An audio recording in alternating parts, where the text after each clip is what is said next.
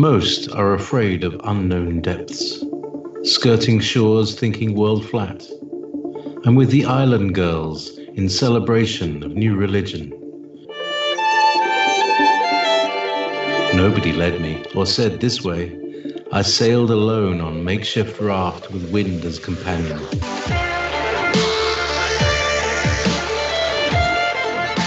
Fate for deliverance, confidence enough to assess new disposition. Seekers of lost paradise may seem fools to those who never sought the other world. Welcome to Momentary Zen with Zen Garcia. Visit www.fallenangels.tv. You're listening to Revolution Radio. Welcome, everybody, and thank you for joining us this evening. It is a great pleasure to be here with all of you, and I just hope that everybody is blessed and of good health and well-being. It was a beautiful day here, a little bit cool. There is a cold front moving into the area, which is kind of strange. It's going to be 38 degrees here tonight in Georgia, which to be near freezing is pretty extreme for this time of year. But how are you, brother? Brett? Doing good. It's cold out here too in this area in the Midwest. Where are you in the Midwest? In the Chicago area. Oh yeah, very, very cool up there.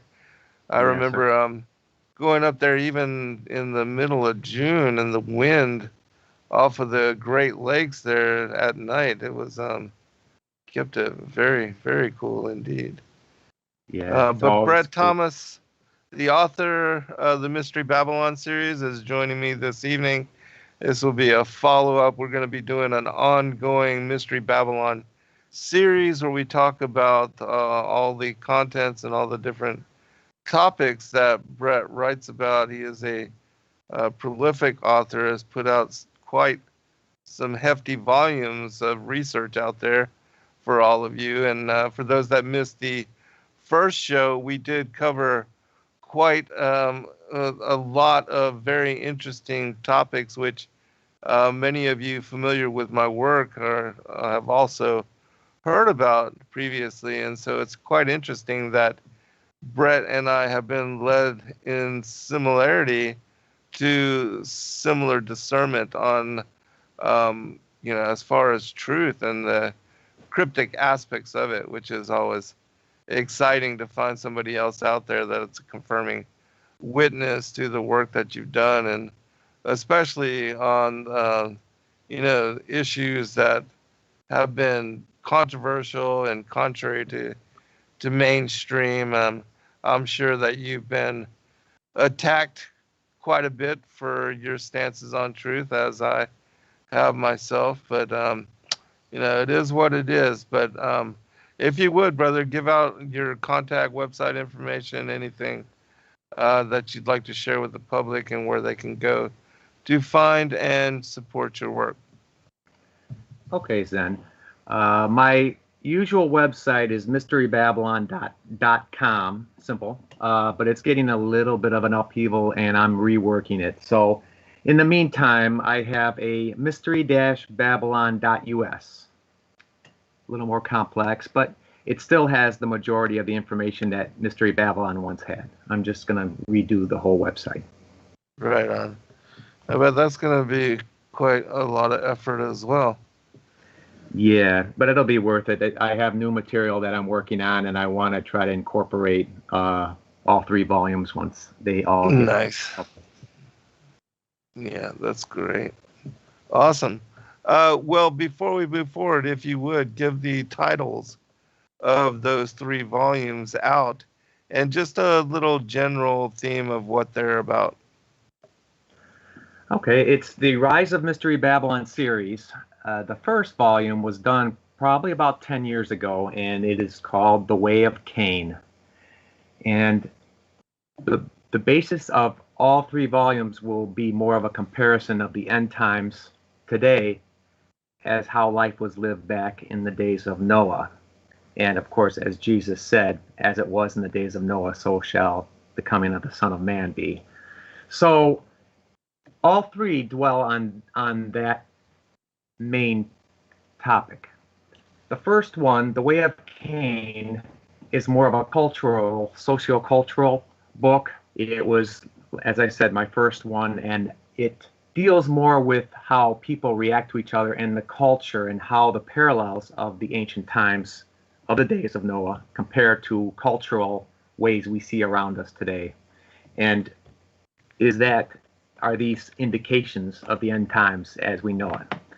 The second volume is called The Tower of Babel, and it deals more with political elements and religious elements of back then, the pagan religion, the serpent religion, the serpent seed, how they manifested, and how you still see a lot of that in today, especially in politics, and even Christian thought is being infiltrated with a lot of this serpent religion. Mm-hmm. The new one I'm working, it's not has a title for sure, but it's going to be more of a summation. Each one builds upon the other. Each one gets a little bit deeper because I learn more, obviously, and I put it in. And this third one will be a little summation of the first two, but there'll be very little of the original volumes in there. It'll be more of a chronological look all the way back from the garden to today on where the serpent seed and the serpent's religion themselves have taken everything. So I believe it's going to be my favorite one. It'll be the most informative. Awesome. That's great, man. Those are a lot of my most favorite topics. And when I first, came to understand the garden and the symbology, and as far as the Eve's eating the fruit from the tree of the knowledge of good and evil, and how it was related to bloodlines, and even the enmity that we see ongoing, between the seed of the woman and the seed of the serpent, and how it relates to the wheat and the tares, and the end time harvest, as far as the goat and the sheep. Yes. All of that. I mean, it helped me to understand the Bible and the prophetic aspects of it in a far deeper manner than, I ever realized was possible. And yeah, because, without this knowledge, this one piece of knowledge, everybody believing that Eve ate an apple, and how her eating a simple apple could result in the banishment of humanity and all future generations from the home of the immortals, from paradise and from the presence of the Most High God. It just did not in any manner make any sense to me. And so, when the light bulb went off, and when I was able to have the eyes to see, the ears to hear, and a mind to understand, all of that came together. And even the purpose, the role, and the mission of Christ in taking on mortal embodiment, and how he came into the flesh in order to redeem us from our fallen state. People don't even realize that mortal embodiment, our present condition, that we are in a fallen state and in a fallen world. And, the whole reason for our coming into the flesh, the purpose of our being here, the mission of the Messiah to come, take on embodiment as a means to restore us to our first estate, to rectify the fall, and to redeem us back to immortality. None of those things would make any sense at all if you just literally believe that Eve ate an apple, and the result of that, that we were cast down and banished for some unknown, uncertain reason. Yes, absolutely, Zen. I totally agree with you on that. but it's obvious these things are being withheld from us or diluted, or we are being preached the same old rhetoric that's been going on for the last 100 years here. And you're absolutely right. I had an epiphany and the light bulb moment too. And for about 20 years ago, at least, is when I started heavily researching. Because, you talk about the apple. I talk about more of the serpent himself. That was one of the things I really couldn't believe. It just didn't make sense that what the preachers and what they were trying to tell us. Yes. And, okay, a serpent. Okay, then what happened to him? Well, he got his legs chopped off, and now he's walking around and he's a serpent.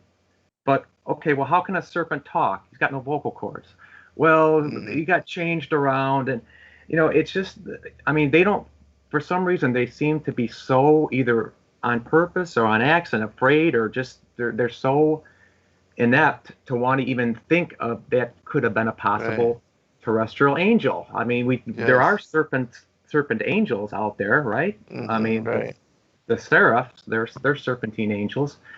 What is so scary to them about actually maybe going down this pathway and thinking, oh, maybe because the angels came to Lot, the angels came to Abraham, and they actually look like human beings, and they ate and they slept, and what is so different about this? Yeah, that was another very interesting epiphany that came to me, and it was from the Thracian Chronicles.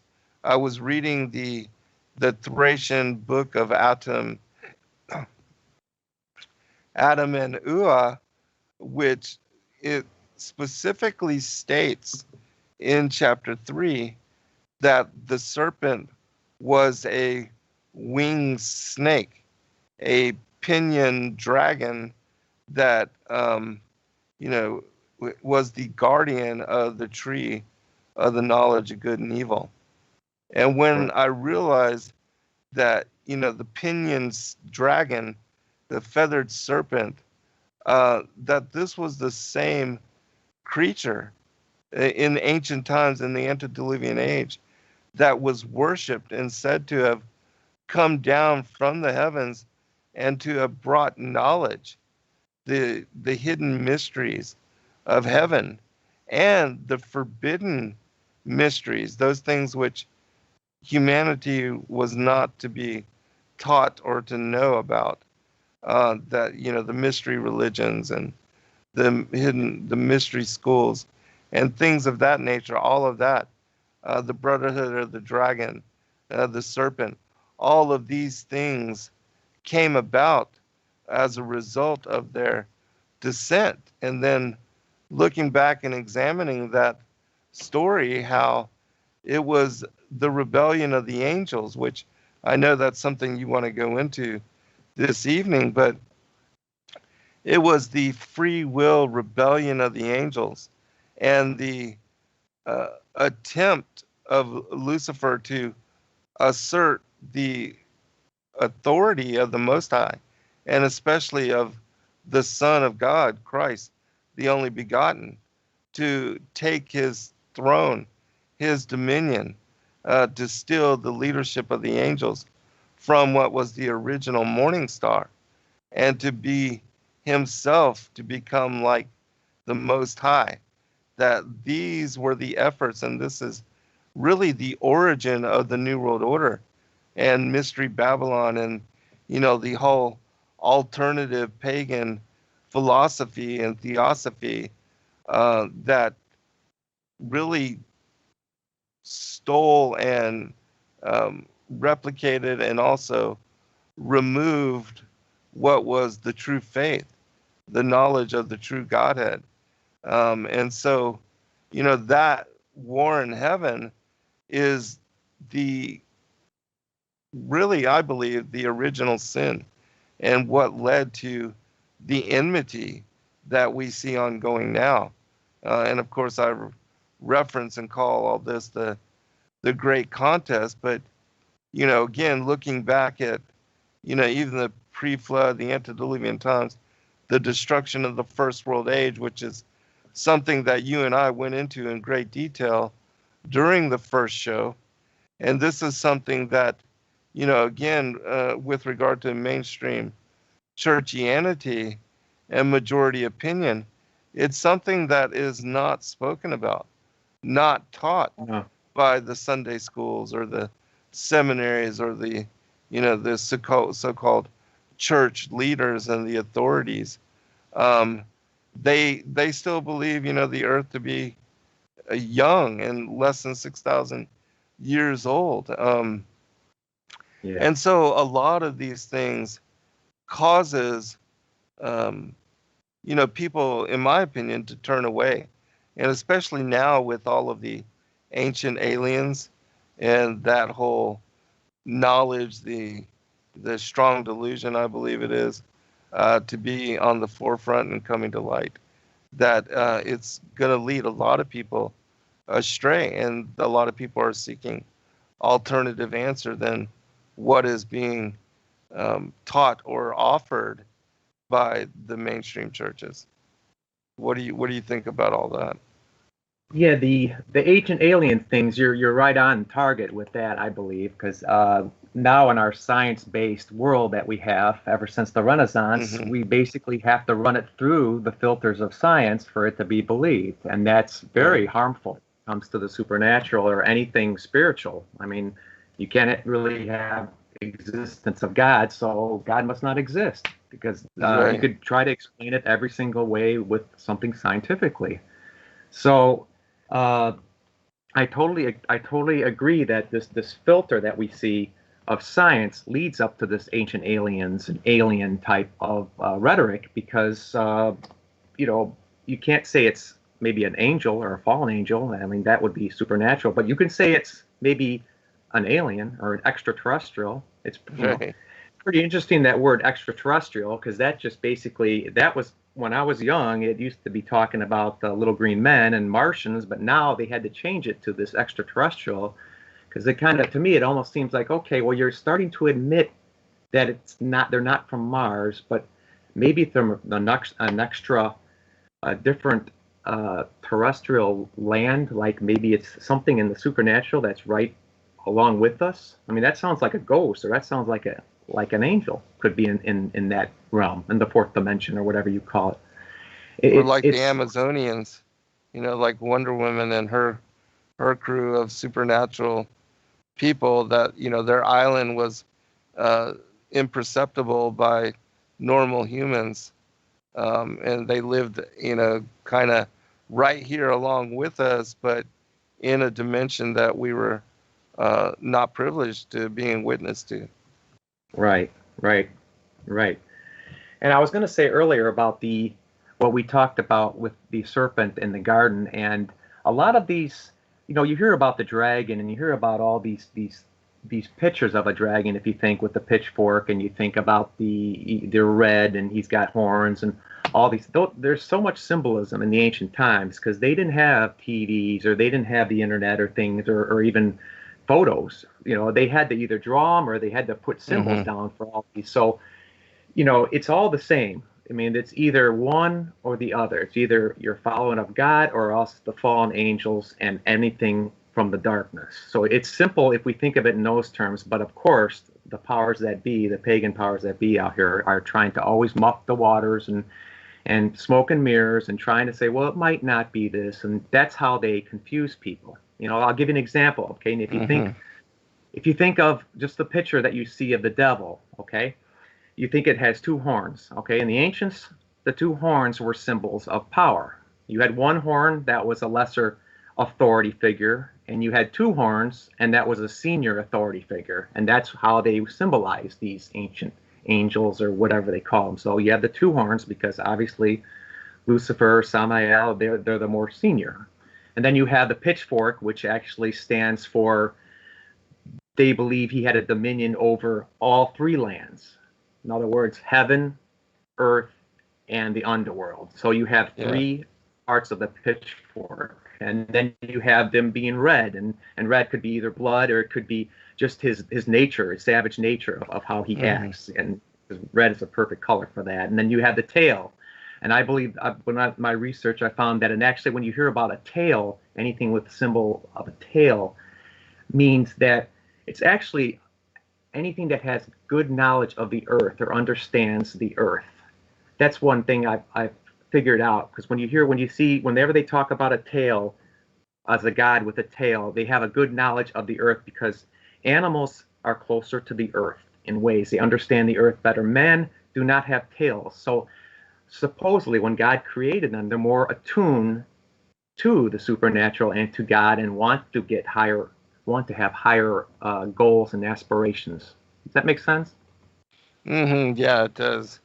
And it So also reminds me of, like, in the theme of astrology, that with the element of the earth, that it is focused on the physical and mortal aspects, the physical needs of humanity, and how, like, now the whole theme is the American dream, the 9 to 5, corporate, good job, good education.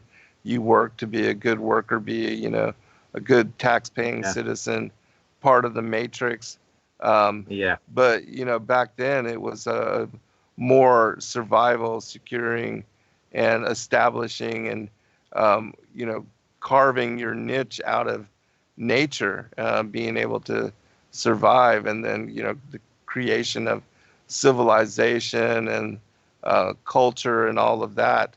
That was part of, that's really the part of the matrix, because this world is something that is separate from what is, what Christ said, my kingdom is not of this world. And so the whole thing of being born into, and like a slave into this system, that's again part of the whole theme, that we do not realize we're in a fallen state and in a fallen world, and that we are surrounded by devils and demons and exposed to the whole experience of good and evil, pain and pleasure, and the extremes of one to the other.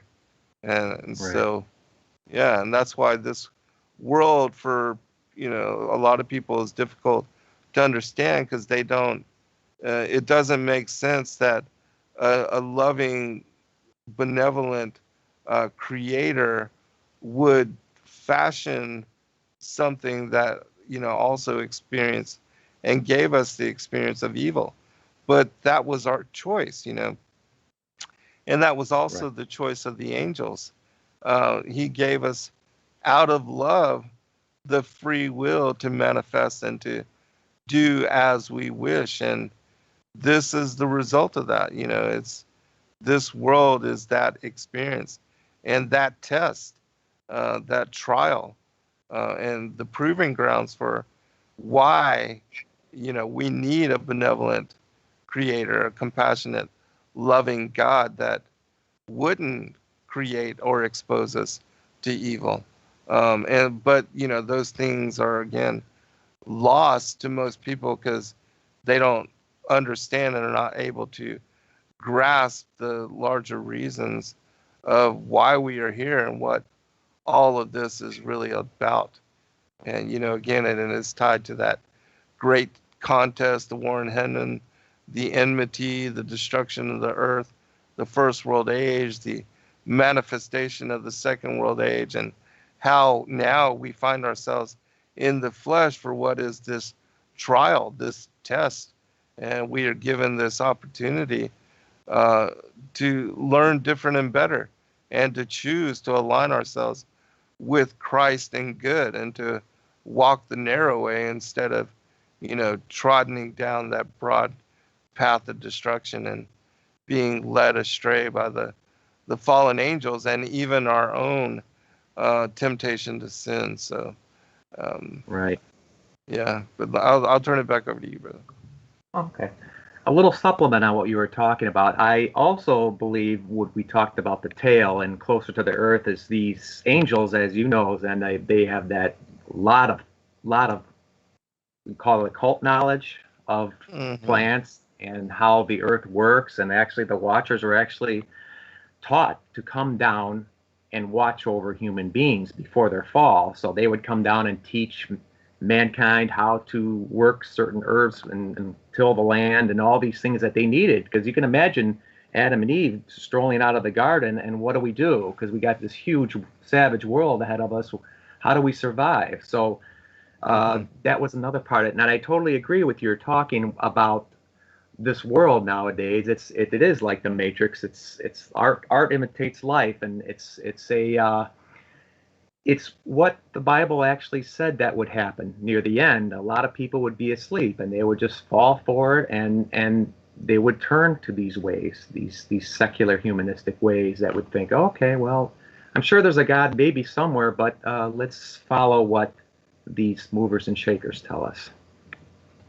Yes, exactly. And again, and that's why for so many, they never figure out the reasons why we are here or what this world is all about. It's so difficult. People are born into, and then because they seek not and never come to understand truth, even on their deathbed, it just is confusing. And for a lot of them, they don't even question or understand the afterlife and how all of that is also dependent upon our actions, our behaviors, the things that we did, and whether we came to understand and know our Creator and our place within the creation. For a lot of people, they never even entertain these kinds of thoughts. And it's sad because, again, not understanding those larger reasons and coming to terms with, faith and salvation, and how that is through Christ, because he offered and paid the price for us and showed us the way home. Again, most people just being led astray, believing that religion and even though the construct of organized religion has been and utilized to manipulate and to control the masses, there still is an underlying truth behind the theme, again, of our fall and our redemption. And, that's something important to understand, because that is outside of the control mechanism of the organized religions. And there is a true faith, a true, a truth that is larger than our understanding, something greater than even this world, which we have to come to realization, the remembrance of who we are, why we are, and what all this is about. And I know these are, difficult concepts and things that, a lot of people, it may just go right over their heads. But again, I think that these are some of the bigger things, that the inherent questions that are burned to soul, that when we come into this world, we are led to really want to understand and to answer these kind of things. But a lot of people will ignore that aspect of themselves their entire lives, and I think that's unfortunate. Right.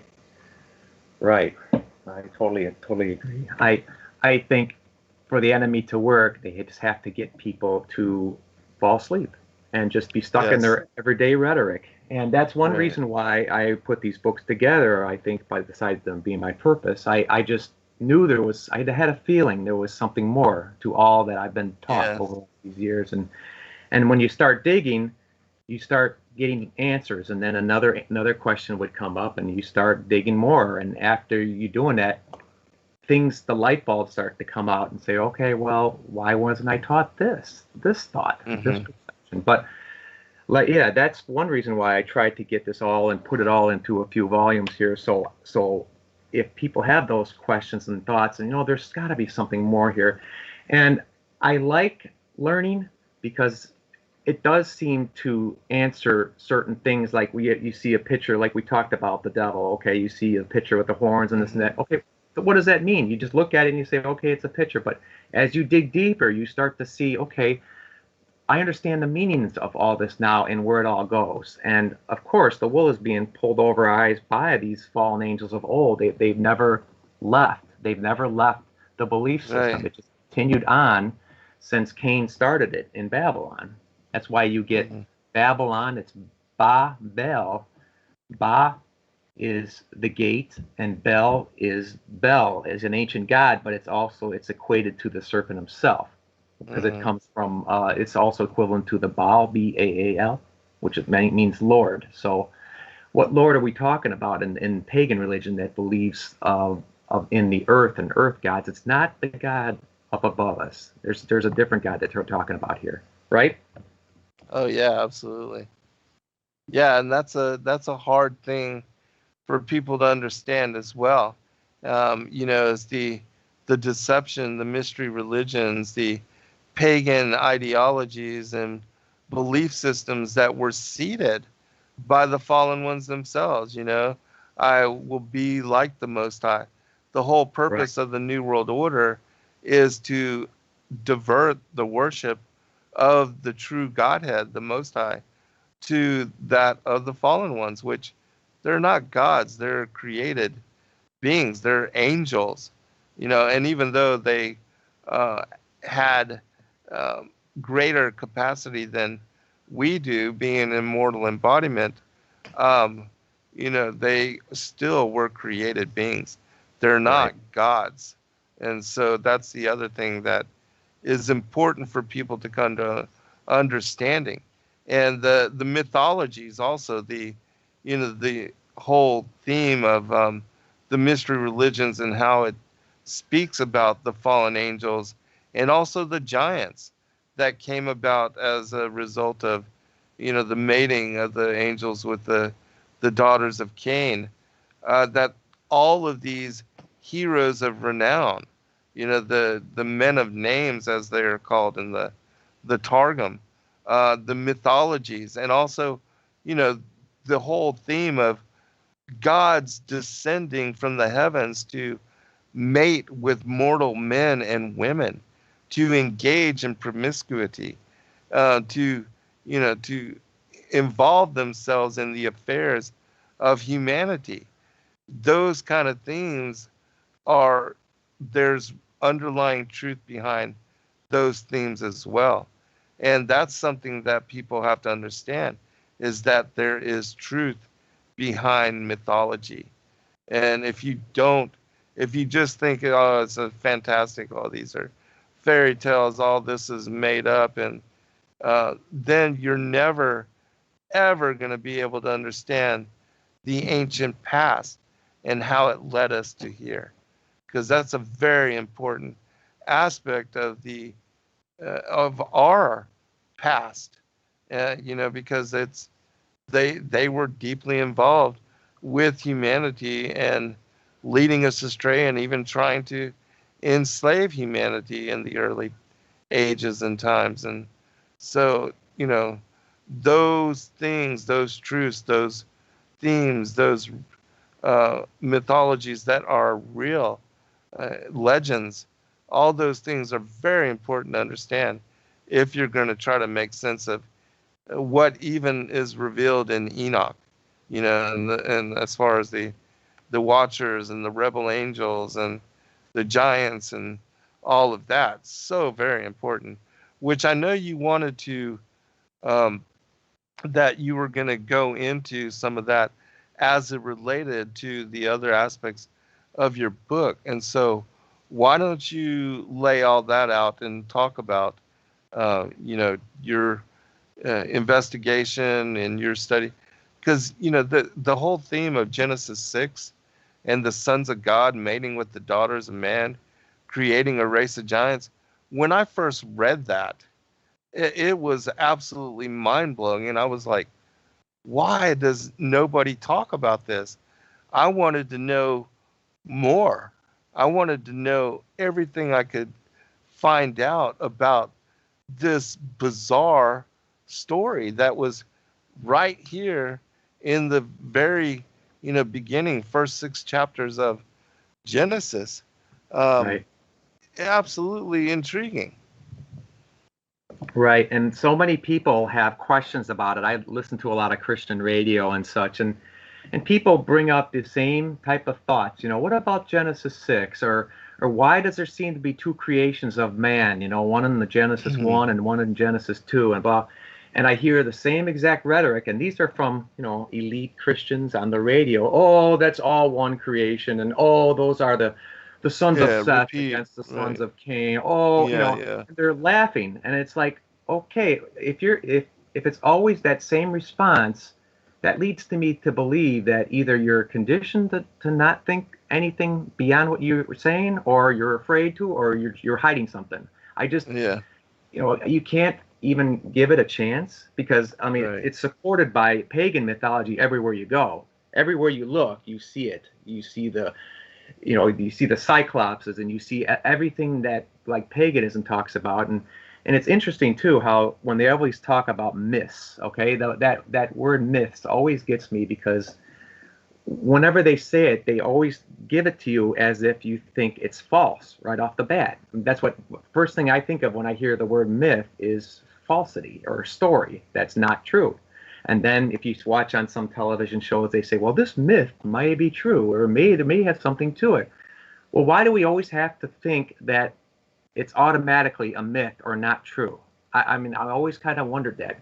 Why can't we give it an audience and possibly look at it? And probably Zen, the same reason I do. Why it's always greeted this way? Or it's because they've got something to hide. There's something that they don't want us to realize or just to actually research. There's Absolutely. So, okay. Go ahead. Let me. I'll just share this real quick comment and then turn it back over to you. But with regard to truth, the elites, and this is something that we don't understand as well, that the children of Cain, the powers, the principalities, the rulers of darkness and spiritual wickedness in high places, they've been hiding the presence of their existence in this world. They've wanted to either trivialize that and force people to believe it's all fairy tale, or they're trying to hide who they are and that they exist in this world, that the devil even has his own progeny. That what happened in the garden with the beguilement of Eve and her impregnation with Cain, that this was a simple her eating an apple, and that this apple led to the banishment of humanity from paradise for some reason. And so as long as they can misconvey and get people to misconstrue the whole story of their origins and even our origins, because again, going back to the garden, the enmity between the seed of the woman and the seed of the serpent, that's the beginning of the war between the bloodlines, and that there are two people here, and that one is evil, that their natural disposition is to rape, murder, pillage, and plunder. They have no problem with being callous and cruel. And, as long as we don't understand that, we're not going to know how evil is perpetuated, propagated, and continued, and that there's a bloodline here, and that they've been groomed to rule over and to control the fate and the destiny of humanity, and that they are leading us to this new world order where they rule with impunity. People are just not going to be able to get it. And I think that's one of the reasons why people are starting to entertain this as possibility, is because once you do, the understanding that there are two bloodlines here in this world, it helps you to understand the reality of what we are contending with as people. All right, back to you, brother. Sorry about that. Yeah, sure, no problem. Yeah, I totally agree with you what you were saying.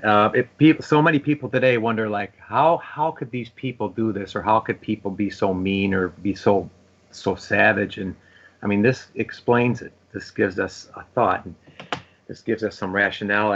And I'm sure, as you know, Zen, the whole Old Testament is partly associated with this prophecy of Genesis 3:15. It just basically, that's why God needed to keep the seed of Israel pure for Jesus to come about. It's just it reeks in a way of this whole prophecy of the two seeds.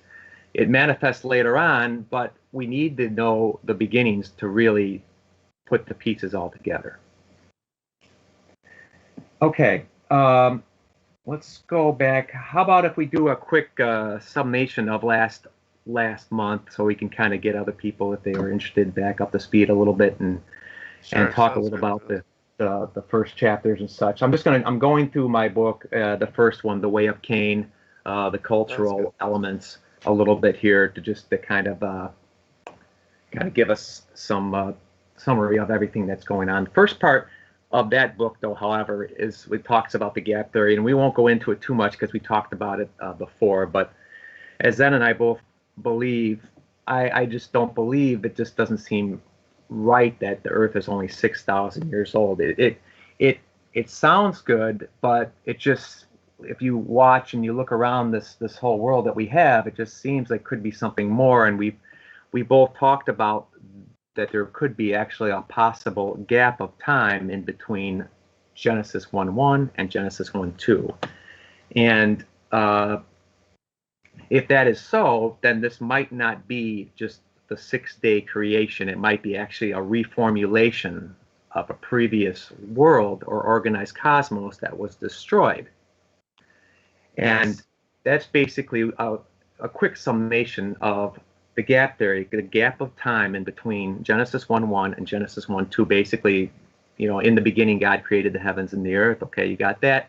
And then the earth was without form and void. And we talked about that, Zen, last time, about the word was is actually a causative, or to be, where it actually, but it was translated as was. So, to keep up with I don't know if it's a willing deception, but it keeps up with the misinformation that we get. And because they couldn't think, well, wait, the world was created only 7 days, 6,000 years ago, so we can't make that word mean to be. We have to make it say was, so that would fit along better with what we're trying to say. So you have to dig into that too. You have to dig in, and if you have strong words and ways to go on, there's certain websites you can go to check out and just look at the original Hebrew and just see, oh, could that mean something else? Could there be different meanings behind these words? So moving on, after that, we've had this different creations, and I'm going to go into a little bit on the first day, actually. And Zen, you might agree with me. I'm not sure exactly. I think we might have chatted with this a little bit, but when we talked about the first day where God said, "Let there be light," some of the research I found and some of the sources basically kind of saying, okay, was that the sun, or was that actually the light, the actual souls of angels that were actually come to be brought up back into this present world? Because the light, again, we know light and darkness. Light is of God. Darkness, obviously, is apart from God. What do you think on that? Do you think possibly that when God says in Genesis, "Let there be light," that could be actually where he actually brought up these angels that are actually his Elohim? Well, I do believe that. I actually believe that this light that is called forth was the sun, the only, as not the sun as in the sun in the sky, but the Son as in the only begotten. And in the book of the Bee, it speaks about how the angels, we were all created on the first day, that the souls, everything of the spirits of the elements, the spirits of all creation, that everything was created on the first day, the spirits of everything, but that there was a period of darkness. There was a period, and I don't know it says 7 days, but it doesn't specify if, that's 24-hour day, 1,000 years, or whatever. It doesn't say. It just says that there was a period of darkness and that the angels considered, even then, being in the darkness, that they were somehow pre-existent beings because they had thought and contemplation, and they were able to even, consider where they were, but they were unable to see anything. It is like being in a dream where you have, or having your eyes closed, where you're able to think about and consider things, but you can't see anything. And that when the Most High, the Father, said, "Light be," or "Let there be light," that, in my opinion, and this is what I cover in my first book, The Great Contest, The War in Heaven, that this is the moment that the angels were shown and heard the voice of the Father and knew that the Father was part of the Godhead that had created them, and that the light that was called forth when it said "Light be," that this was the Son, as far as the only begotten. And also, even before then, there was the Spirit of God that hovered over the waters of the deep, and that brooded over what was the darkness and the deep, and that this was the feminine aspect, the presence of the Holy Spirit. And so they experience the Godhead and the individual aspects of what was the true creator in the different individualized forms. And again, as I said, that when God says in Genesis 1:3, "Let there be light," that, and it specifies this again in the book of the Bee, that, and actually I'll pull it up when I give you a chance. Actually, I to might even have respond. the verse here.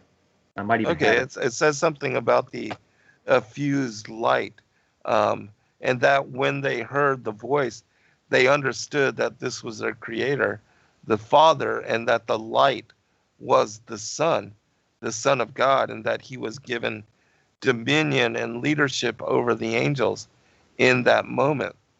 And that when they were able to see the creation for the first time, and to see the expanse of the universe before them, and unity being one verse, one word, that the word, the logos, the memra, Christ, he sang the creation and the being. So they knew the world to be, this one verse, this creation that was brought into being by the Son. But anyways, that when they were able to see it, that this is where it says in the book of Job that the morning stars, which are the angels, and the stars in the heavens, because these are the celestial hosts, that they shouted for joy, that they were overwhelmed at the experience of, for the first time, being able to see that which they had contemplated and that which they had imagined, but were never able to visually comprehend. And for for Christ as the light of the world to exude his brilliance, his majesty, his glory, and then to light up what was the creation and bring it into visible being, that was an ecstatic moment. That was an overpowering moment of clarity. It's sort of like when the sun rises in the daytime and we're able to see the creation for the first time in the morning. That when everything goes from darkness to twilight, and then all of a sudden the sun rises and blazes into the sky, and then everything is seen in clarity. That's what it was for the angels at the beginning of the creation, and that they understood that Christ was the light of the world. And so I believe that that is the light that is being spoken about. But that, yes, that light is found and indwells within all of us as well.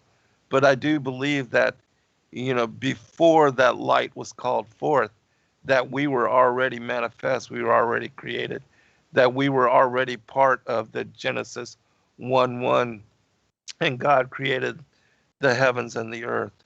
That, all things were even created before the light and the darkness and, um, the separation. Because I believe the separation is the division of the angels into both what is legion and also the angels of God, and that the war in heaven occurred, that led to the destruction of the earth. But anyways, that's just my take on it. But please explain it as you see it and as you share it within your work.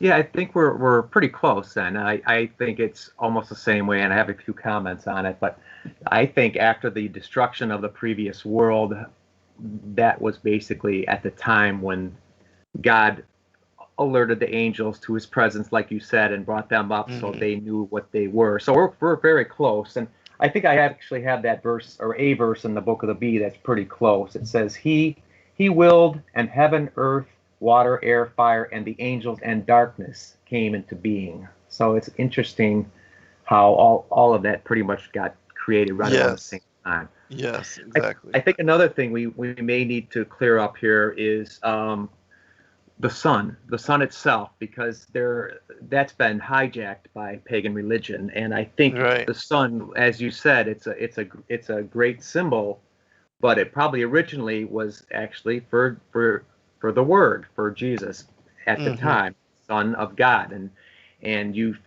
whenever you hear about a circle that's sometimes a symbolic of a son of somebody else, O'Hara, you have those last names. So, but in this case back then, Adam was supposed to be the viceroy, and not the God, but he was supposed to be the viceroy of the garden. They just paid him respects. It's not to worship him, but they paid him as God's viceroy or example on the earth at the time. When things got corrupt, and when Cain, I can get into this later, but when Cain basically started this pagan religion, the sun became hijacked, and it became used as a reference to his serpent father, not of Adam being the light of God's light and showing people, or Jesus himself, but now it was hijacked into the serpent, and he just had to take over and help, because the serpent and Adam, after the fall, Cain actually made gods out of his parents. That's where you get ancestor worship. So you do get Adam into a lot of different ancient pagan gods, but that's basically it is. It's Adam, and you get Eve as a lot of these ancient goddesses, and you get the serpent, of course. But the serpent, the way Cain portrayed it, the serpent just needed to. Adam was a little confused about what the right pagan ways were. He followed this other god or whatever, I don't know. But him and Abel, they really didn't go the right directions. They were a little confused. So the serpent needed to kind of take over and just be the real son. So that's why whenever you see a lot about ancient religions, so many times you'll see them with references to a serpent, and you'll see them with references to a son. To the sun god, and that's their major god, and that's where that all comes from. It comes from the Garden of Eden and this twisted religion that Cain started. Okay. Yes, sir. Go ahead. I was just going to share really quickly. I did find those two verses in the book of the Bee. It speaks in chapter 6 of the darkness, and how this was, before the light was called forth. It says, darkness is a self-existent nature, and if it had not had a nature, it would not have been reckoned among the seven natures, which were created in the beginning in silence. Others say that darkness is not a self-existent nature, but that it is the shadow of bodies. And then in chapter 7 it says, When the holy angels were created on the evening of the first day without voice, they understood not their creation, but thought within themselves that they were self-existent beings and not made. On the morning of the first day, God said in an audible and commanding voice, "Let there be light," and immediately the effused light was created. When the angels saw the creation of light, they knew of a certainty that he who had made light had created them. And they shouted with a loud voice and praised him and marveled at his creation of light. We're at break. I'll finish it up when we return. We'll be right back, everyone.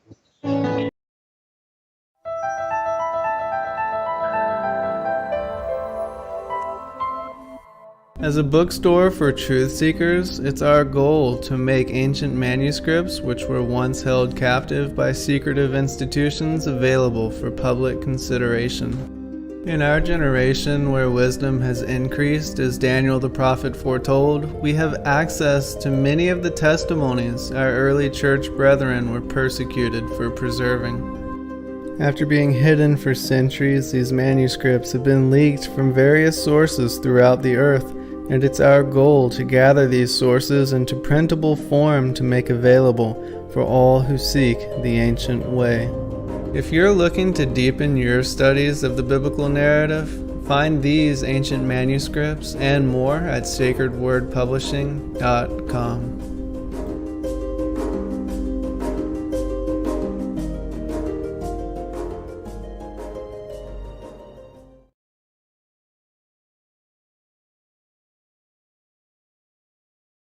By major corporations, we feel a responsibility to return to handmade goods and to support individuals in the community.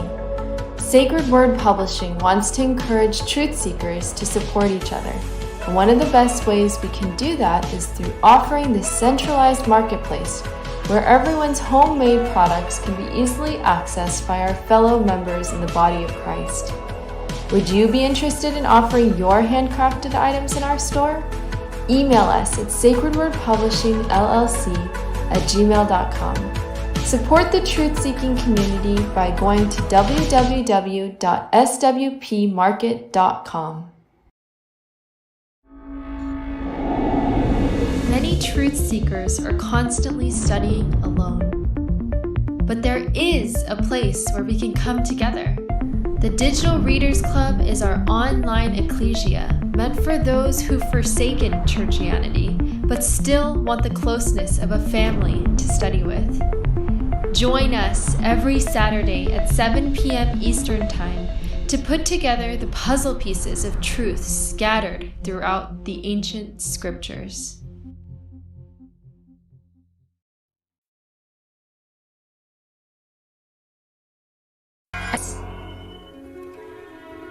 Are the stories in the Bible true? What if I told you that there are hundreds of confirming witnesses, which give intricate detail to the stories in the Bible?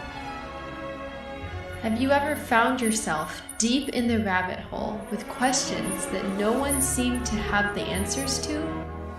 Check out swpcalendar.com to see when to join us next for our Ask Me Anything series with author and researcher Zen Garcia, as he sheds light on the mysteries which have us all searching together.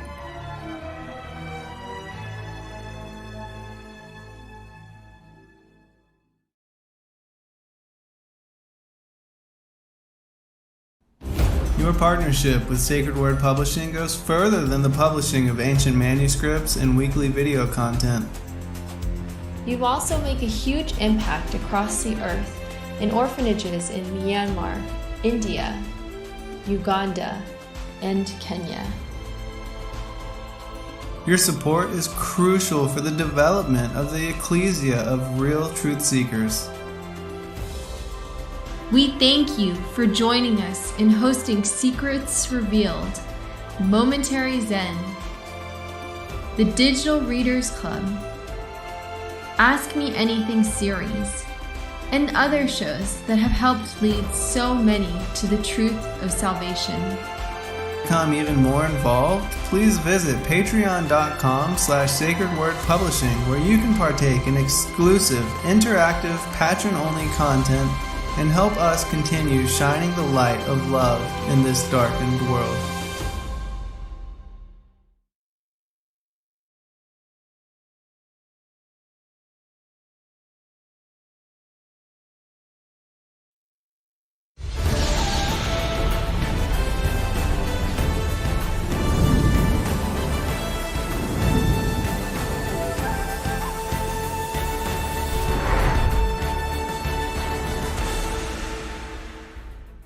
Hello friends, thank you for joining us this evening. I'm your host, Zen Garcia. All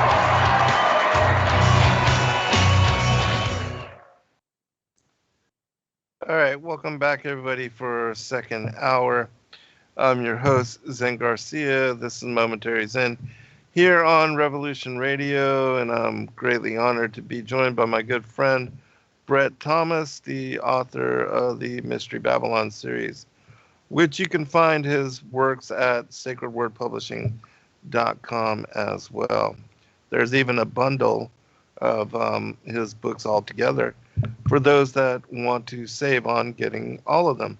But let me return to this quick commentary, and then I'll turn it back over to you, Brent. On the morning of the first day, God said in an audible and commanding voice, "Let there be light." And immediately the effused light was created. When the angels saw the creation of light, they knew of a certainty that he who had made light had created them. And they shouted with a loud voice and praised him and marveled at his creation of light. As the blessed teacher saith, when the Creator made that light, the angels marveled thereat. And as it is said in Job, when I created the morning star, all my angels praised me. Now by nature, light has no warmth. And that's where it ends. And then it goes into the firmament on the next passage. But again, I believe that we know that the morning star, as it says in Revelation, the original morning star is Christ, and that it says Christ is the light of the world. And so I do believe that it was Yahushua which was called forth in his bright natured, in his immortal, in his logos, word, memra, pre-existent Godhead form, and that he was introduced to the angels in this moment, and that they knew that the voice of the Father was that which called him forth. It's in the same way that, when he was born, there was the voice, and also when he was baptized, that in the same manner there was the voice of the Father, this is my Son in whom I am well pleased. And so there's been several instances where the audible voice of the Father comes forth to recognize and to share the glory of the Son in being, in not only declaring it to the angels, but also to humanity in similar aspect later. But I'll return it over back to you, brother. Yeah, I think what you're talking about too is where Jesus would show up a lot in the Old Testament, like one of the angels that possibly talked with Abraham out of the three, and how he says that in the beginning was the Word, and the Word was with God. Yes, exactly. And okay. The Word was God. Right, and the Word was God. Right. Okay, when we get into actually the Book of the Bee verse that I read a little earlier, we actually talk about the angels and darkness, and I think we went into darkness a little bit. Obviously, the pit below, and darkness in its purest form means separation from God. Obviously, most people probably have understood that, but it's a good term because that. Instead of just being away from God, it's a physical place. The darkness, it's a spiritual place, right, son? Oh yeah. Yeah. So Another interesting thing that I've come across is the word sea, the sea, sea, as in a sea or ocean. I've been finding more and more that when they do talk in the Bible and maybe other alternative sources about the sea and water, that may actually have a supernatural significance to it. Not because not always talking about fishes in the sea, which I believe. I believe when we talk, sometimes they talk about the fishes of the sea, and the sea could actually stand for the supernatural word, divided, when things were divided. When I get into, I haven't put this in the first volume yet, but I'm going to, and probably another edition. But I think a lot of this, the first 6 days of creation, has to do with even possibly how God worked and divided the sea and made the sea itself, which is the supernatural, from our eyes. And I think there's a lot of more of that than one might think, because they talk about in Genesis the great whales. God created the great whales. Okay, when you look at the original Hebrew for that, like I said, I'm not an expert in Hebrew, but anybody can really look at these words and see some of the other strong meanings of these verses and these words. And one of the meanings for that whales, it's been put on there in Genesis 1, is serpents, or snakes or serpents. So right there you have, if God actually created these whales, is that what they're talking about? A physical whale in the bottom of the ocean? Why would God talk about just the whale that he created? He created so many other animals, but like I said, it also has a meaning of serpents, and we know what the serpents are and were. They were supernatural beings, and they are still, right? Mm-hmm. Yeah, So, and I also think, just really quickly, that that word sea and water is also is symbolic for the multitudes, the people of all the nations as well. Right. That's in Revelation, right. That was one of the definitions of the beast of the sea, because we can't confuse the beast of the earth and the beast of the sea. I think you're absolutely right. When I think the beast of the earth was actually a leader or a dignitary of the religious world, because I'll get into that later with Cush and Nimrod. But the beasts of the sea was, as the Bible, it actually gave the interpretation of basically the multitudes, the nations, the people. So that's more of the political world. So you have a political beast and you have a religious beast backing them up, false prophet. So, right? You agree with that?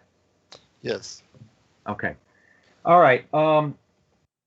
Now we talked about, I think last week, but we'll still get into it, like the great deep and what the deep is about, and how it isn't actually what we're actually thinking about, more of reincarnation, but actually it may be just the holding area and beneath, and it's a spiritual holding area. And souls like the Guff needed to come back. I think we all talked about that last week already, so I just want to kind of get into it. But now we talked a little bit. You want to get into the little bit about the pre-Adamites then? Yeah, sure. Yeah. Okay, you want to give me a little bit? Yeah, give me a little bit of your thought on it if you want, because I can comment on it. I think you've been writing a book on the pre-Adamites just recently, right? Yes, I just finished a 2-book set on the pre-Adamites in the antediluvian world, and also on the Dragon Lords, the antediluvian kings. And for people that are interested in that set, we do have that as a set available at a discount as well. But yes, this I think is very, again, important to understand, because it helps to tie in the mythology of what is the ancient times and our very ancient past, the stories of Atlantis and all of that, and its connection to where we are now. Again, the war in heaven, the fall of humanity, the rebellion of the angels, their attempt to enslave the pre-Adamites, the early hominids, even they're trying to force them to do these menial tasks like mining gold, and the whole purpose for them to get gold and all these things, domesticating animals, all that didn't happen until the modern human our ancestors as far as Adam and Eve. There was a second stage, and even in the story of the Sumerians, they speak about what is called the Lulu, or the primitive worker, and then they have what is called civilized man, when all of a sudden this other creature, this other human, which was very much more advanced, and then even they were, had greater capacity, had the ability for language, and could domesticate animals and farm the land, and had great knowledge, that this sudden creature was created by the Most High, and I believe was created by the Most High as a it was because they were trying to enslave the pre-Adamites and the earlier hominids, and that God was, created us in His image to show to them that this creature was going to be your downfall, and it was going to be this creature in the second world age that would lead to their eventual destruction, and what the Bible calls the second death. And certainly that our redemption also through mortal embodiment came because Christ also was born of the flesh and was one of the descendants of Adam, and was even immaculately conceived. That this was all a part of the bigger purpose and the greater reason for, again, our being here.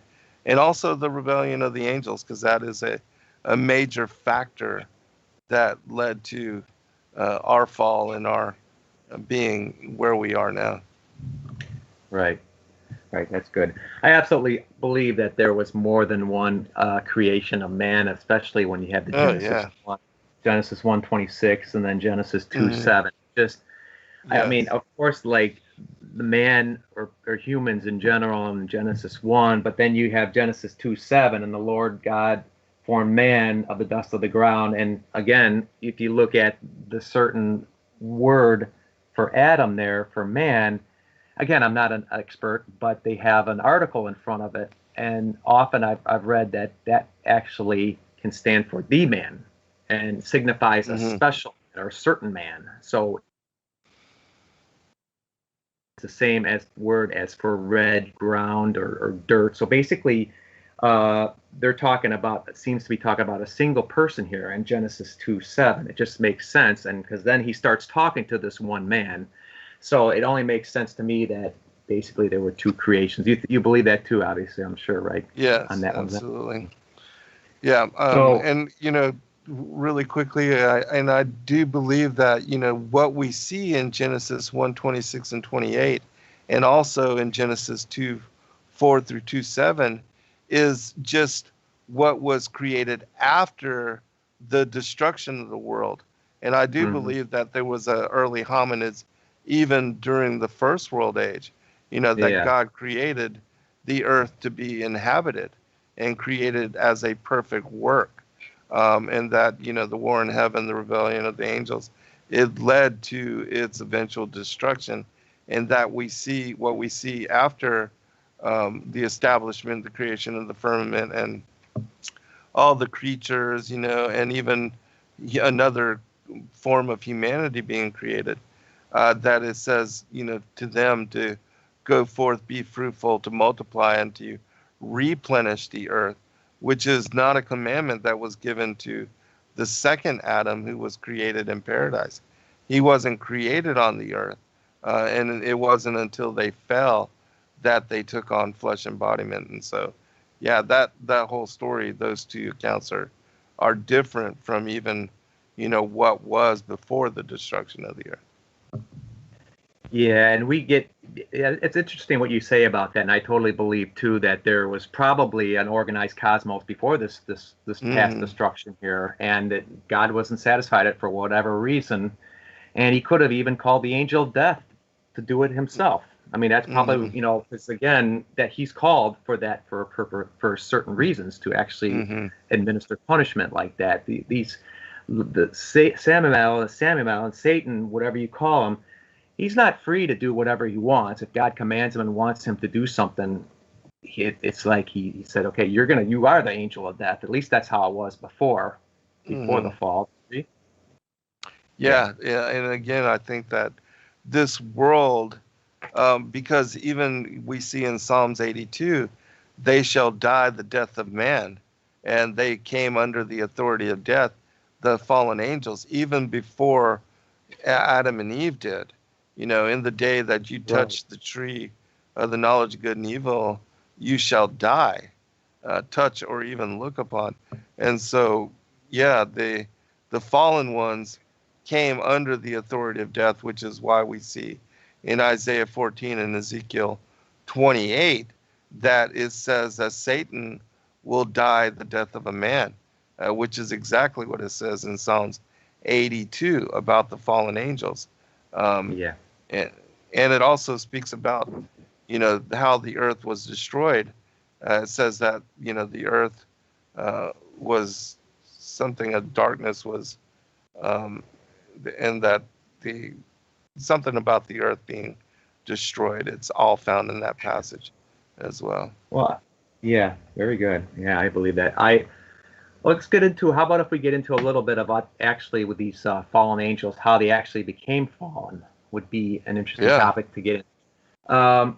I have found, and again, Zen are probably a little different the way I researched, but I found there was probably 3 different times that angels have fallen here. And I think the first 2 were actually right before Adam was actually even formed. And I think it has to do with Samael, Satan. I'll just call him Satan, but that's his other proper name. But Satan basically was just pure spirit, and his third, and God had, according to some of these other ancient sources, God was ready to create Adam, and Satan and his angels said, you know what? We're not going to bow or anything or listen to anything that's made of dust or anything that from the earth, because we're angelic beings. Why would we have to do that? So they were demoted for one thing, and that was one fall, but that's a strictly spiritual fall. And then you have the serpent and the 50 or so serpent angels that were under him. Same thing. Okay, these serpents, the seraphs, are not as high as Lucifer, etc. They can actually transform into human beings if they want. We've talked about, it's in Jude too. We talked about losing their first estate. These angels lost their first estate. They could actually are among those that actually can take on terrestrial form if needed for whatever reason, just like a lot of angels can. They're a little bit, I call them lower, but they're not as high as Satan and those angels. They actually God said basically to them, again, look at my Adam, my viceroy on this earth. He's going to be the person that's going to be running the garden. And again, they did not want any part of it. We call it biased or whatever you call it, but they were not going to bow to a child of dust. And the reason why Adam was created from dust is to show the glory of God, because there can be glory in humility, because dust is considered one of the lowest things in Hebrew talk and ancient in the Bible and etc. So if you have somebody who's actually made of dust and he walks around very humble and he's not trying to be a god and not trying to have everybody worship, that's the pattern of God. That's the pattern that God wanted for mankind, and he tried to create that through Adam. But these angels weren't going to have any part of it. That's the person of dust. We're not going to bow to that. So that's the second fall. And we'll get into the third fall of the Watchers a little later. But that's the different. They're different. They're huge, really, really large angels. And that was right around this time of Genesis 6, where these angels were falling, and they had the mighty men and that type of union with earthly women. But the first two, you have any comments on that first, then, before I go into it anymore? Yeah, I do find that, there are 3 stories about that are specific to the fall of the angels, and I equate that to being two groups. The rebel angels, those that, were led by Lucifer, the 1/3 of the stars, the hosts of heaven that fell with him. I believe that this event occurred on the second day, but that these are the angels that were also called to bow before Adam and that refused to do so because, again, they were made of fire. They believed themselves to be superior. They were not about to bend the knee to a creature of the dust. And so, yes, I do believe that these are the same group, that they are legion, or what we know to be legion, and that there was another group of 200 angels during the time of Enoch's father Yared, whose name means descent, and he was named after the descent of the Watchers, and that these angels were given male bodies, flesh.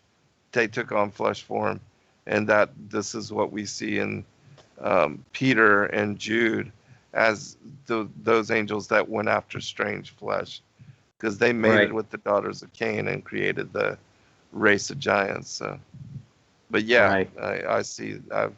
In my study of the scriptures, that's the same three accounts that I see. Okay.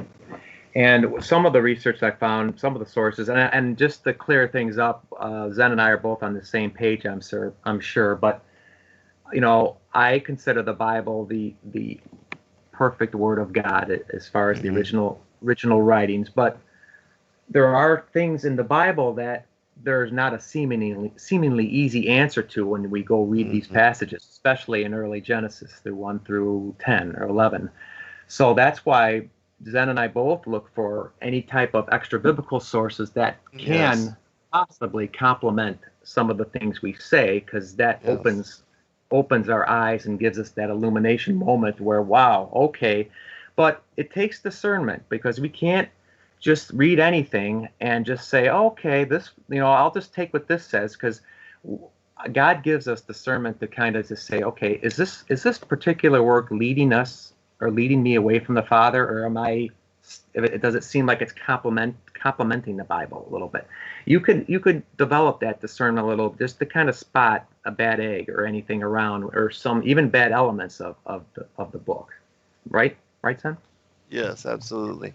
And again, I think that's why it's so important to study the extra biblical material, is so that you can gain clarity on the canonical, on what we know to be, again, without a doubt, the Word of the Most High God. And we see that in the work of Ivan Panin, and even my friend Bill McGregor, who wrote the Tuning Fork series, that it shows that the Bible as we have it, even though I think some things have been misconstrued and changed and altered, that it's still the perfect Word of God, and that it is prophetic and reveals scripturally God's Word to us, as a handybook, as a book of life, really, that the living Word.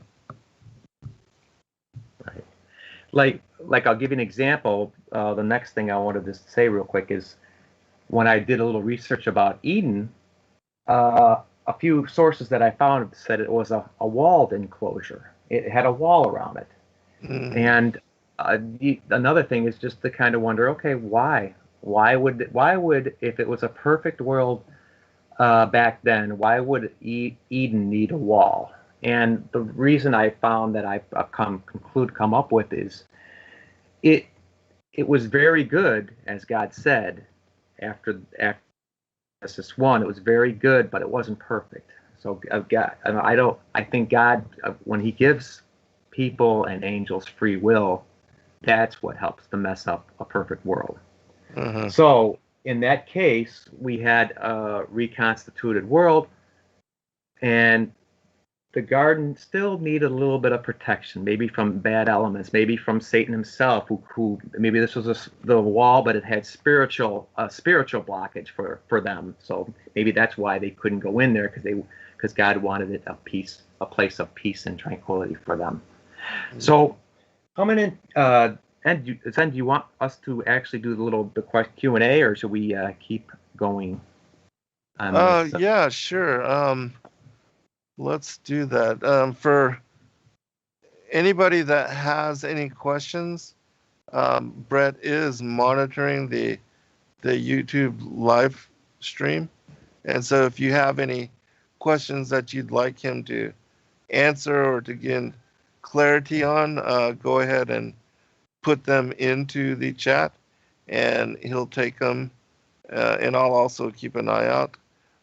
But yeah, so go ahead and those of you that have some inquiries, place them in the chat and we'll bring them to Brett's attention and he can answer them. But until that time, until we see any questions, just continue with this theme. Okay. Another thing, I look at everything. I tried to find every source I could possibly find that at least, again, using discernment, that would give me something of positive. There's a Muslim writer. His name's Al-Tabari.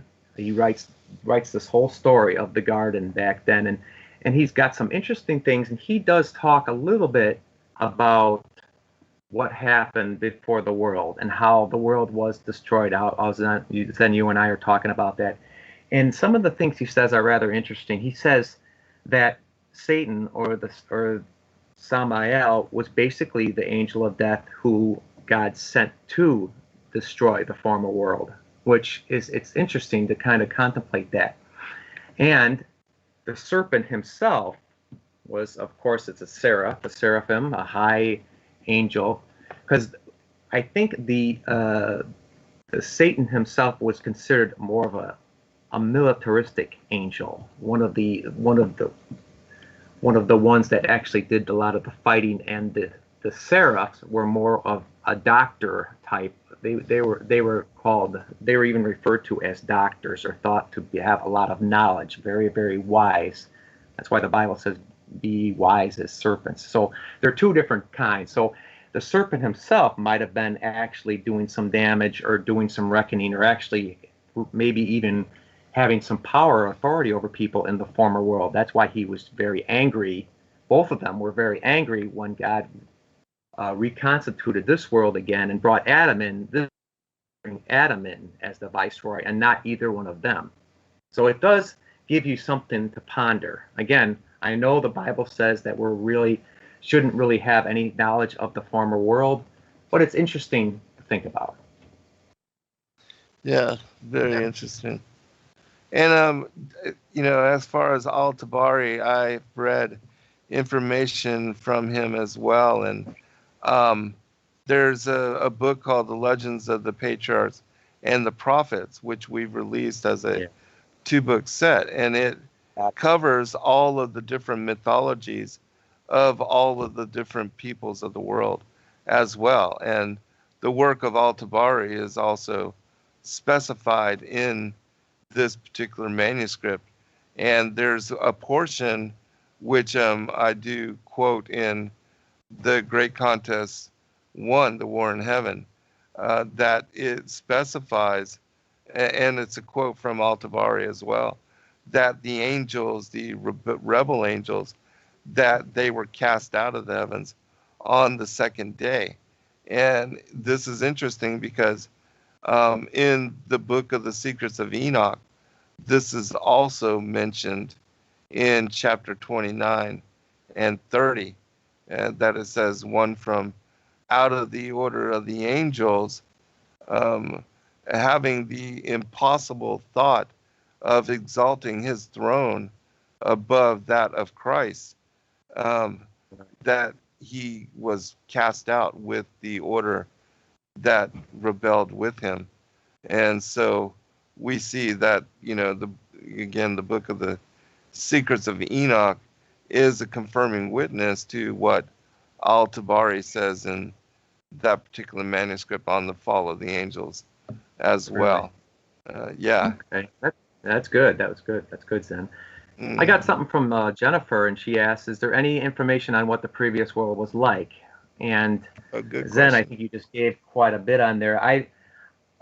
other than what about the angels, I don't think there was really much on the world itself, on the previous world that we know about, because I think the veil was cast by God, so we wouldn't know too much. I think we can see, though, that there is evidence here on the earth of, the cyclopean megalithic nature of what was that they also had a knowledge of the true workings of how the sun and the moon and all the other luminaries are moving in circle around Polaris, the North Star, and that the sun also, as it's described in the book of Enoch, that the sun has a transit that takes it over the course of 6 months from what is the Tropic of Capricorn to the Tropic of Cancer. And then it reverses course and it begins to head back towards the equator and back towards the Tropic of Capricorn over the next 6 months of the year. And that the sun, when it's in alignment with the equator and these two tropics, that this is where we get the solstices and the equinoxes and the division for the year. And that, Enoch describes that the sun, when it's right above the equator, that this is when the vernal equinox happens. This begins the 91 days of spring, and then it moves to the Tropic of Cancer for the summer solstice, then back to the equator for the vernal equinox, and then to the Tropic of Capricorn for the winter solstice. And that, it's the sun's movement back and forth that gives us the different seasons of the year. And so it's not the earth which is in motion or moving around the sun, but it is, as Enoch describes it, it's the sun that moves and the moon and the other luminaries, and not the earth.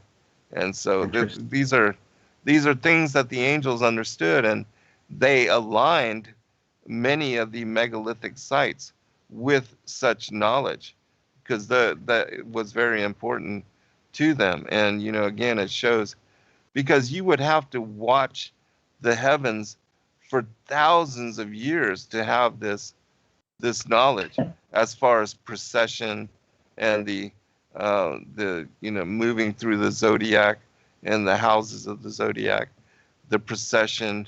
I mean, it's amazing knowledge, and it just shows, again, a higher knowledge than humans were capable of understanding, especially at that time.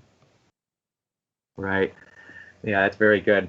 I agree what you say, and I think the only time we're going to see what might have happened in the world before is just basically through archaeological evidence and seeing what we see on Earth right now, and just kind of getting a taste of it. Yeah. So I think there is another question. Okay.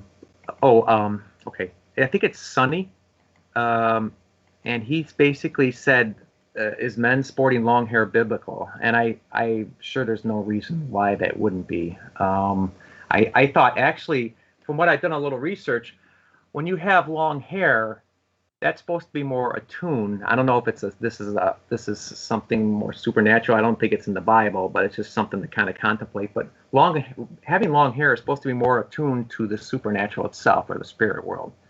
That's why some people, they think if they have longer hair, you'll see some mystics and such, they have long hair. They have really long hair to help them. It's like almost like an antenna for the supernatural. And then you hear about Samson with the long hair, and you think, okay, well, maybe he was more in tune with God in that way, and God didn't want him to chop off his hair because that did help him, give him power. Okay. Yes. I have Richard too, and basically, I think, Richard, did you give me an answer? I think he said, do you think only the exceptionally obedient saints get the rule with the Lord Jesus during the 1,000-year reign? I wasn't quite sure if you were meant humans or angelic beings who were actually on the way of God. I'm not quite sure of the answer, if you can give me that. He says saints would I define faithful, obedient servants of Jesus, who the Spirit has given them to work, and they do it, like Zen, his mission. What that one, again, my expertise is more of the first 11 chapters of Genesis and a little bit beyond, but I think that they would be if they were caught up. I'm not quite sure on the whole part of what happens after Jesus returns. Do you have any thoughts on that one, Zen? Well, it's interesting to me that there are some stories about different prophets that were told not to cut their hair and even not to trim their fingernails, which seems extremely weird. But yeah, there were certain saints. Even Melchizedek was said to be of a type and a shadow like this. And yeah, we see the story of Samson, that he was told not to trim his hair because that's where his strength and the supernatural aspects of his power found origin. And so, and then there, are sects of priests.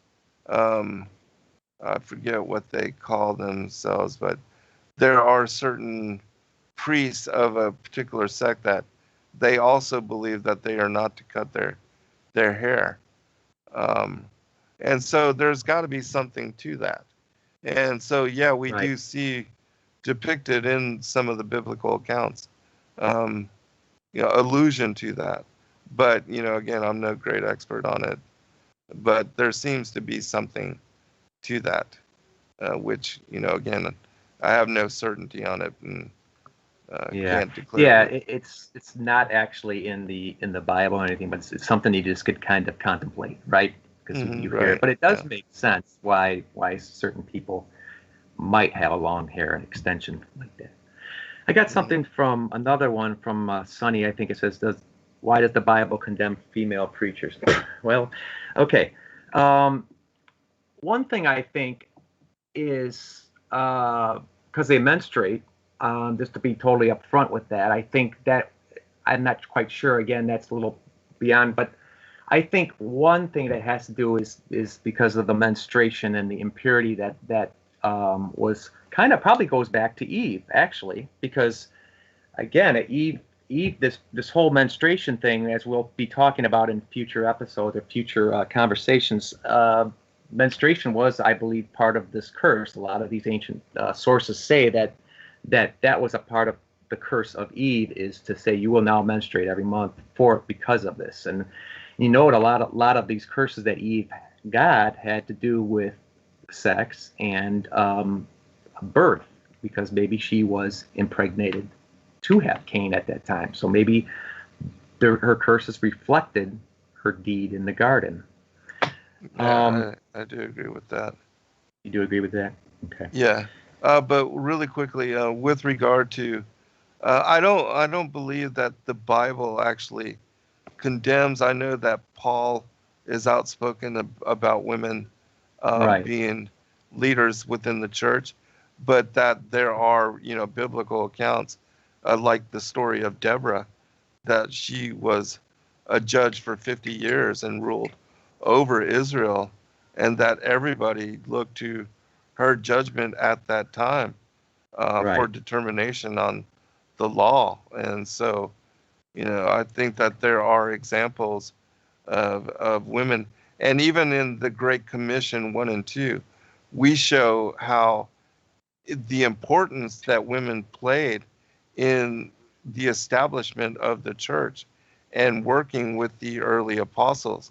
Like, for instance, in the story of Polyxena and Maximilia, these two, what were said to be apostles, the female apostles, that they were responsible for transforming and bringing the gospel to Spain and to that area, Portugal and all of that area, and turning the people of that area of the world into believing and accepting the faith.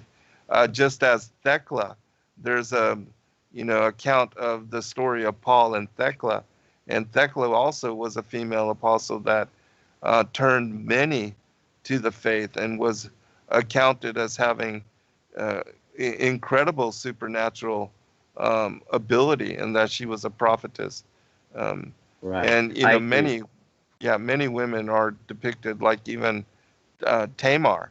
She was the daughter of Shem, and she was also a prophetess, as was Rebecca and other women within the Israelite nation. So Like Esther. Yeah, I agree. I think the term condemning or whatever that was used is it's a little harsh. I don't think it was that at all. It was just, I think they may have been suggesting something in general, like why a lot of majority of the prophets or apostles were men. And I think that, and again, I just we could talk about that another time. But I got another question here. But yeah, I agree. I think there was a lot of female. It doesn't really make a difference as far as that at the very end of it.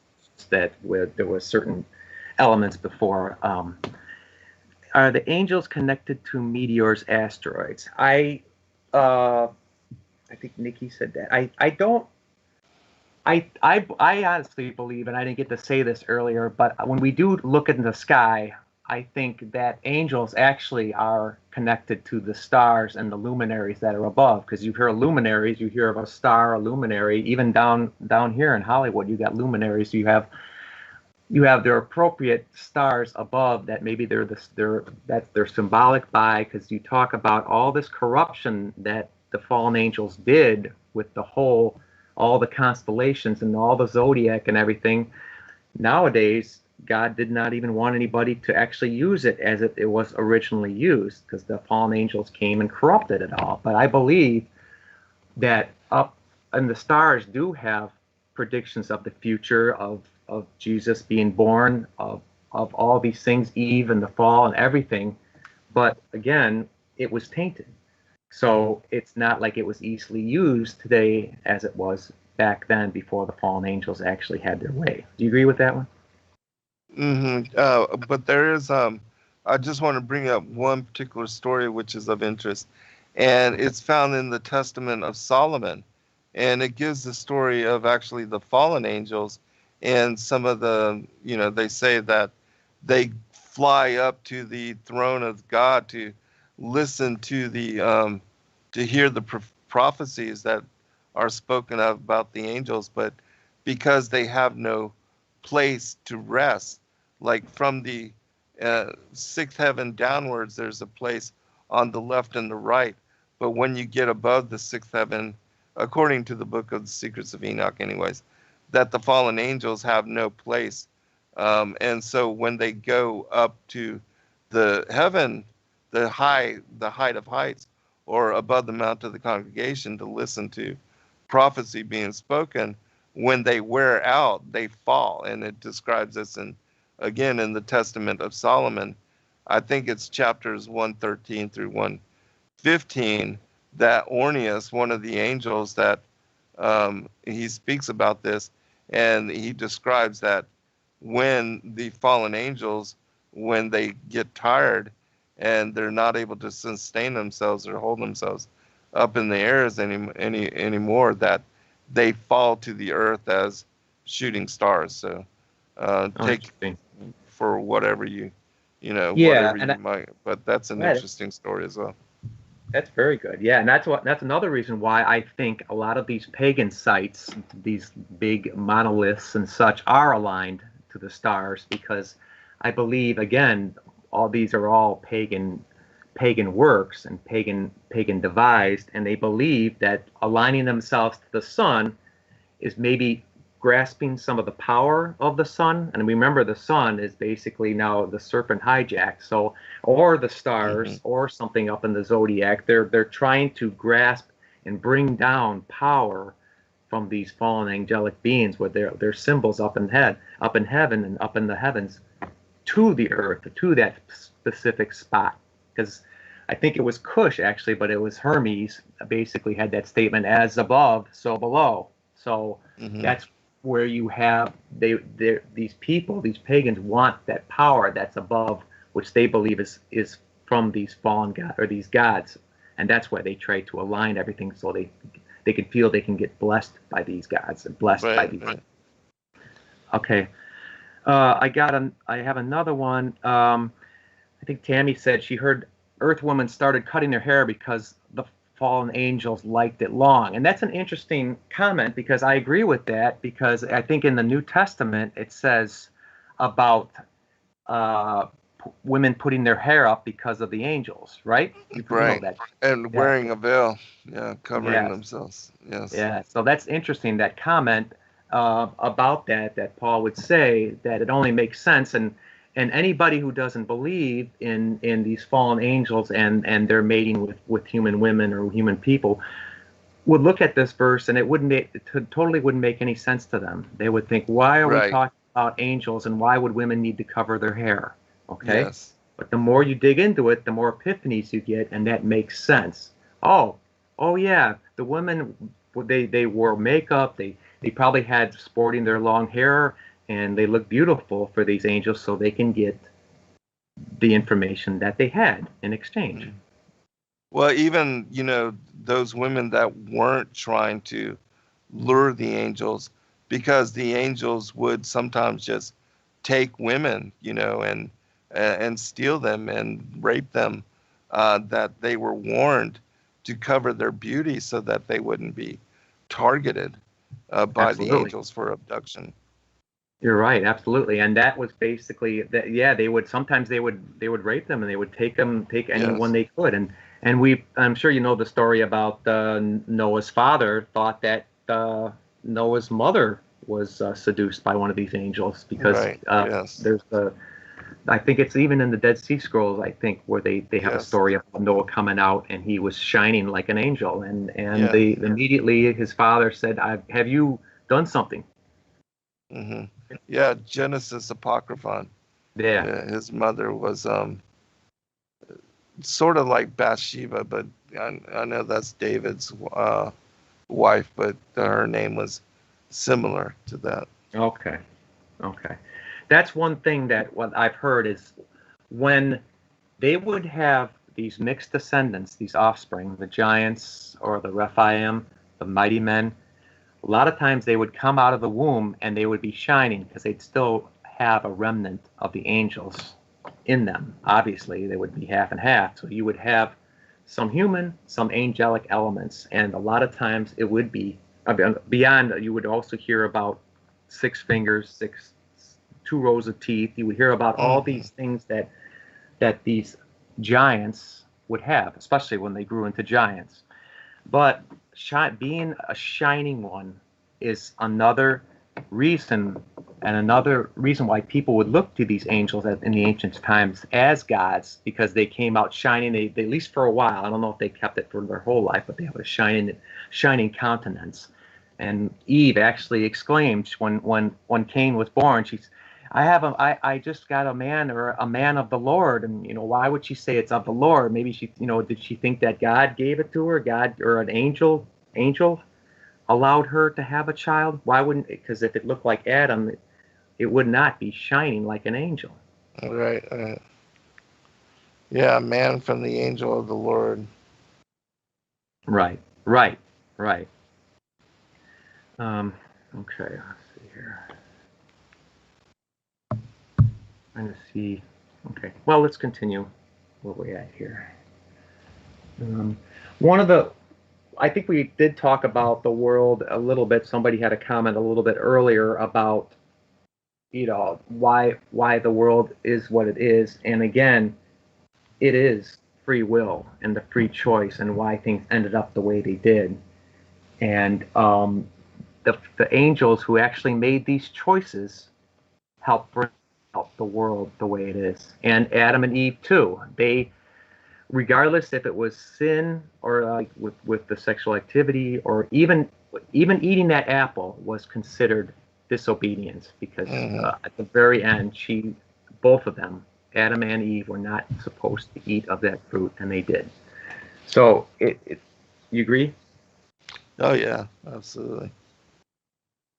Okay. Let's go into here one more here. Envy you see a lot of envy today, okay? And they're following right by the serpent's playbook, because back then, that was one of the biggest problems that the serpent had in the garden, was envy. And you see it today where you hear about the class struggle and you know, well, this person should just be giving me more. Why can't I be the same? And that's where you get the word covet. And I've actually done a little research on the word covet, because you hear about it, but a lot of people think that covet, well, covet just means very strong envy, big deal. But actually, no, I've heard that actually covet could actually be a little more than that, because you already have envy. Covet could actually mean not only having a strong envy, but actually making laws or making rules to actually take something from somebody else. Take it. And you see that a lot today. You see this class struggle where, okay, this person has a little bit of money, they should be giving it to us. So a lot of the parallels we see today of people and the way they act, and I think it's in the Bible, but I think God basically says in the Bible, you know what, you shouldn't worry about if this person is rich or not. You should just, you know, they'll have their own problems. The rich man will have their own problems. You just handle what you have. You don't need to be envious like the serpent was in the garden, because it can actually bring out a lot of negative emotions in you, as it did him back then. Yeah, also the way that Ahab coveted his neighbor's vineyard, and then his wife Jezebel pretty much just took it from that old man, took his vineyard, and it led to his death, killed him. And it was because of that she was condemned to be the feed of the dogs, that she would be, that her death would result in her being eaten by those dogs. I have another, yeah, that's an interesting one. That's good. I have one from Maria. It says the women became sirens, I've heard. Is that like a noise?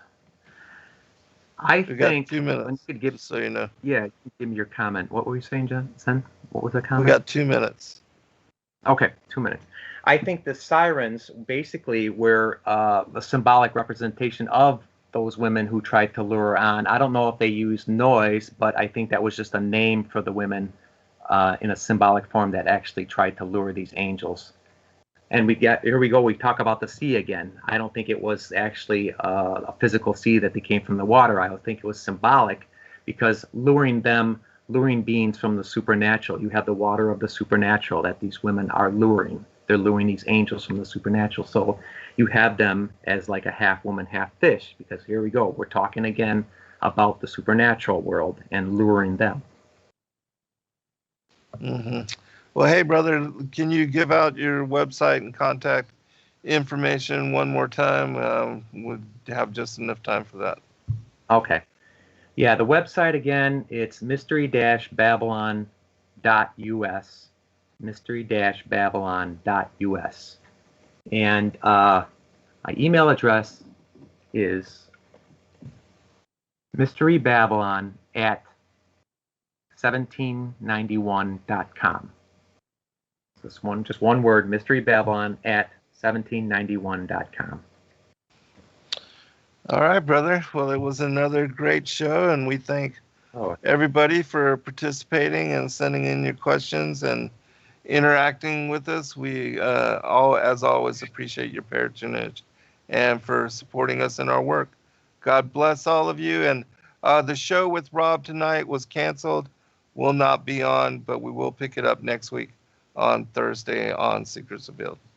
Be blessed all. Shalom. Thank you, sir.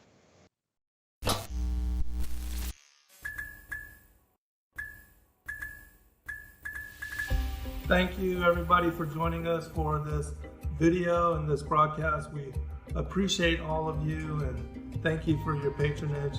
Please do like and subscribe and share with your friends. God bless all of you in your seeking.